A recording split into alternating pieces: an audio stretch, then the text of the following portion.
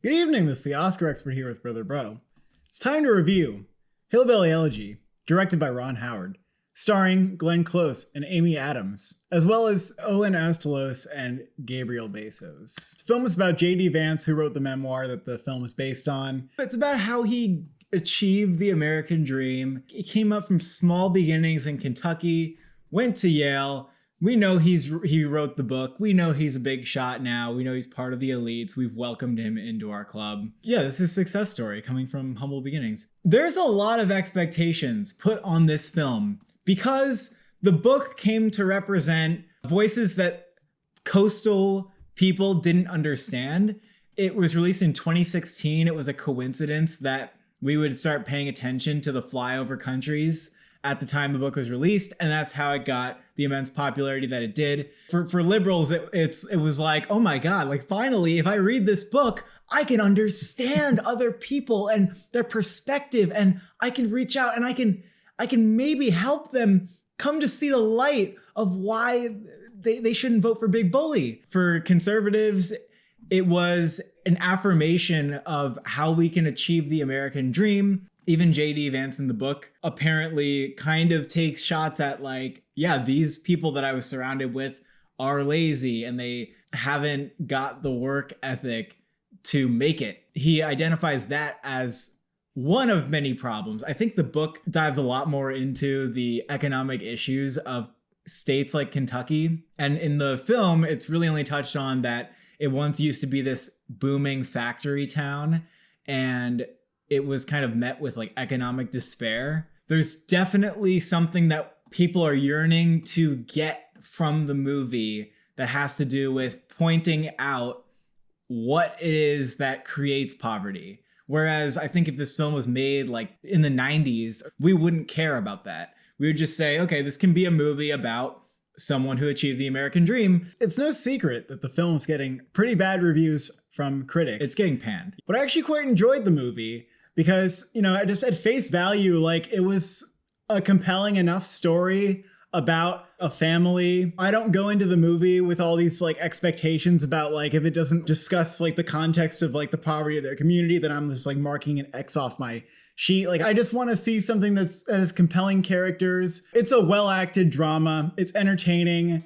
It has moments that are like sort of, you know, heartfelt. I don't view it as like some grand statement about hillbilly counties. To me, like I just took away like the journey that this character went through and how the events in his childhood and his relationship with his mother and his grandmother, you know, shaped him into a different person. Like that was enough of a movie for me. There were parts when I was like, I really like this movie. It kind of started out being like, this is definitely a melodrama, and I get the accusations that it's just a little over the top, kind of like hitting you over the head with, you know, these unfortunate circumstances. Like, I kind of get that, but I was also just glad to see a movie that was being made from a perspective that I haven't really seen before.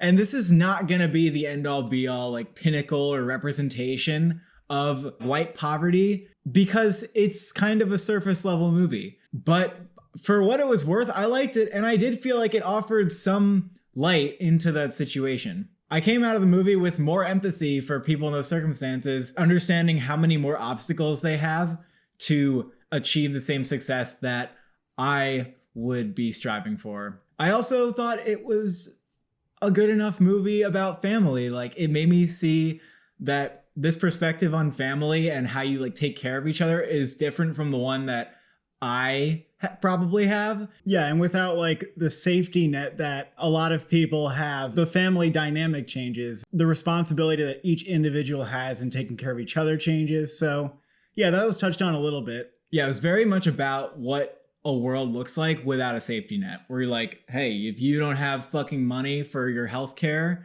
pay for your treatment, like there's just nothing for you. Like, you're just gonna sink. People obviously have very much like an issue with the fact that America is like that. We don't have a safety net for people. People consider it a duty for a film that is actually touching on that subject to point out the cause of those issues. I've seen this called out a lot in reviews, and I understand it. I think they're probably coming from a place of they don't like the movie first. And in addition to that, the movie's not worth liking because it's not even trying to say something important. It's just being like another Bootstraps movie. And so they don't really have any respect for it. Having these bigger actors play these people like their characters feels weird for people. It feels off. I get it. It still worked for me though. I don't know what to tell you. I came away like a little bit teary-eyed, I have to say. It definitely reeks of Oscar bait. Like it has like and then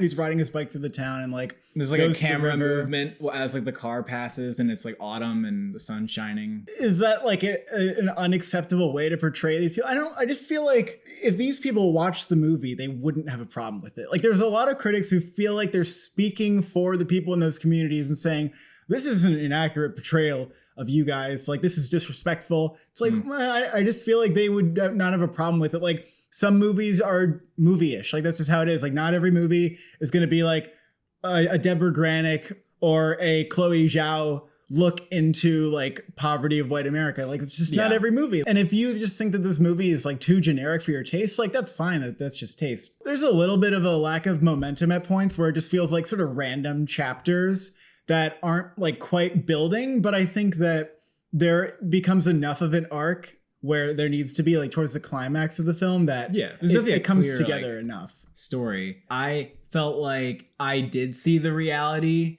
of the characters. Like I did get the truth that they were trying to bring into it, like Glenn Close's grandma thing. Like I got that. It came across in an obvious way, but it wasn't too big for me to be like, yeah, I know who that is. And even Amy Adams, people are saying she's like just flailing and like screaming, but I could just see who the character was through it, and it really didn't bother me. Yeah, and I thought their performances were really good. Like, I thought Amy Adams and Glenn Close were really great. I would rather criticize, like, the script for just giving Amy Adams' character, like, only moments to be, like, you know, whacked out than to say that Amy Adams is just playing it up too much. Kind of what else are you supposed to do if you're this kind of character, like, addicted to drugs, like, literally having like freak out episodes? Like, what are you supposed to do as an actor? Like, I think most people are gonna just watch this on Netflix and think it's like a good movie. I'm going to recommend this to my parents, and I think they're going to like it. What you really want to know, though, why you're here, you want to know,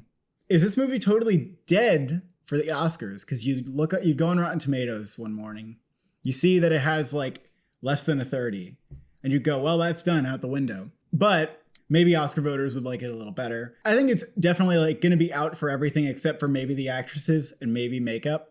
Do Amy Adams and Glenn Close have a chance? This is what you care about. This is what you care about a lot. Amy Adams, I think, kind of has a chance. Like, I would probably come away from the movie with no context and say, like, yeah, she could get nominated for that. Like, she's doing a lot. A lot of it's in the Oscar If I didn't know what the reviews were, I agree. I would say that she and Glenn Close were like for sure going to get nominated. But the question is, are these reviews so bad and people are like trashing the performances enough that she might not get nominated? Like, yeah, definitely that might happen. I think especially for Amy Adams, because maybe just that category being crowded, but also and she's getting accused of overacting. Yeah, it's more like so than accused of being over the top Oscar bait, like a plea for an Oscar. That really doesn't look good. I do feel like the performance was sincere. She did a good job, like showing who her character was, like as a sober person, and then watching her transform into like the uglier side. It was like tough to watch. I actually felt like I didn't hate her, which is kind of hard. I think that's to Amy Adams' credit to actually make her likable enough that you empathize with her a little bit, but you also see how like she can be a good person. Like there is like a light inside of her that's just behind this whole like heroin thing. I got that through the performance, which I think was impressive. In some ways, it sort of reminded me of the dynamic between the kid and his dad in Honey Boy, where it's about like what he can take away from his relationship with his parent that's like really positive, and what does he have to abandon. Glenn Close is really great. She becomes responsible for sort of like kicking the shape into our protagonist. If I'd been without context going into this movie, I would say like, sure, she can win an Oscar for this. She's about as good as other performances who have won in this category. She has plenty of scenes where she's like really excellent. There were some moments where like, you know, her performance got to me. Like, I would like to see her nominated for it. I would be happy if she won because, you know, she needs to win. But again, we have Amanda Seyfried this year, who people are saying deserves to win for Mank. And if people hate Hillbilly Elegy and they don't care about her portrayal of the grandma, then she might not win. And she's not a guarantee for a nomination even. It is hard though, because when you think like, what are some movies that get like major acting nominations that are panned by critics? Extremely Loud and Incredibly Close, Max von Sydow was nominated. That didn't even have as bad reviews. You know, these reviews are like fucking worse. But at the same time, I'm not sure how much it matters, because I don't know. I mean, I Am Sam wasn't Sean Penn nominated for that? That's actually similar reviews where people think it's like just off. Like, but audiences like that movie a lot. If Amy Adams doesn't get nominated and there are other performances that are really good, like that's, you know, whatever. But I really would like to see Glenn Close get nominated. I think she was really good. Both the J.D. Vances were very good, and especially because the script can be a little on the nose. There are definitely some moments where you have to be really like on your game acting wise to deliver the lines in a way that doesn't feel contrived. And I felt like there were a lot of moments for that character. And the actor did a really good job, Gabriel Beso. And the kid even did a good job. So J.D. Vance is this kind of controversial figure. He's openly like conservative. And this movie in many ways like has a message that would be very digestible and like resonate with conservatives, because it's about someone who like sees the poor choices around him and decides to good choice make his way up to the tippity top of going to Yale. A narrative that would make, you know, Ben Shapiro very happy. I just think that we can separate like criticizing a movie for having that message, which isn't an inherently bad message, to like saying that movies having the message is going to like create this like huge myth of the bootstraps myth. I don't know. I think there's something to that criticism though. There's been like a huge way that the media and film, whatever, has changed their outlook on like poor people now. There's an acknowledgement of where it comes from. And movies that fail to do that nowadays, I think they're just held to a different standard. It is a systemic problem when you have people who are impoverished. Like there's reasons that giant areas become poor. That's not just based on people's personal decisions. So I'm like kind of on board with the wokeness there. And I also think it's a little bit pretentious sometimes that people think they have the answers and they want the movie to like deliver the answer that they believe they have. Like, I know how to solve the poverty here. But I also kind of agree that movies should be doing that. I get it because I know how people look at poor people and how it's like an attack whenever you see somebody in a bad circumstance, just like being like, yep, that's you. You put yourself in that situation. Like you get yourself the hell out of it. Using that as a rationale to be just against even trying to solve problems like that. So I'm like very in the middle on it. I don't really know. Yeah, but one defense you can make on the movies part is that like, it's from the perspective of J.D. Vance. J.D. Vance growing up is not having this like, you know, bird's eye view of like the socioeconomic conditions of his community. Like he's just there. And, you know, maybe the book tackles this.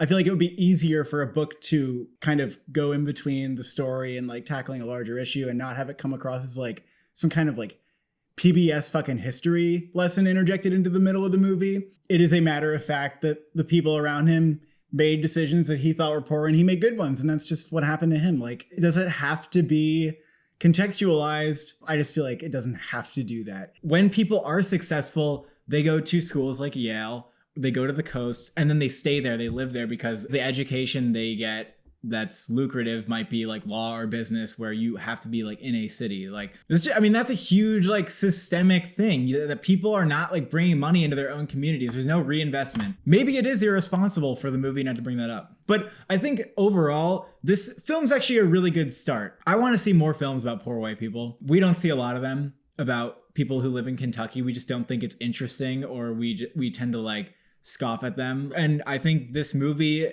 is a step in that direction of generating that empathy and turning our attention to that. It's definitely not the movie that's going to make everything better, but it's a start. That's how I see it. And that's part of the thing, is that people are kind of saying like, well, this is supposed to be like the movie about that, but it's not really about that. And it's like, you know, maybe there's so much pressure being put on this project because there's not many like it. If the movie is the discourse and the discourse is lacking something, that's why people have to attack it. That's why people feel the need to like point out what it's not getting if they believe that that's the case. Maybe the solution is just more movies then, isn't it? I think that's a great start. I think more movies would be great. I don't know if it'll make people not in poverty. Apparently J.D. Vance's perspective is that there's not really a solution or like something that we can necessarily do to fix poverty, I don't know if it's dangerous to imply that there are no solutions. But I also think we need to step back from it and say that we don't have all the answers. Yeah, because then it feels like you're kind of imposing this wish list of like, well, I have my policies that I would like to see address this issue, and the movie doesn't care about any of them. At the same time, someone might just be watching this and they go like, bro, we're just trying to give them healthcare. Well, I mean, I guess I fundamentally agree that we should be giving them healthcare. But yeah, I mean, if you want to just go see a movie that has like good performances, you want to see Glenn Close and Amy Adams be good, heartwarming story about family that's a little Oscar baity, then you'd be fine with this movie. I would give it a 7 out of 10. I'd give it an 8 out of 10. I took away something. Like, I'm going to remember the movie. I like what it's about. I want to see more. I could also see it being like a very fun movie if you hated it, to just be like, oh my God, what a train wreck. If you do hate it, then that's great. And if you like it, that's also great. Thank you for watching. Thank you for subscribing. What's your solution to white rural poverty?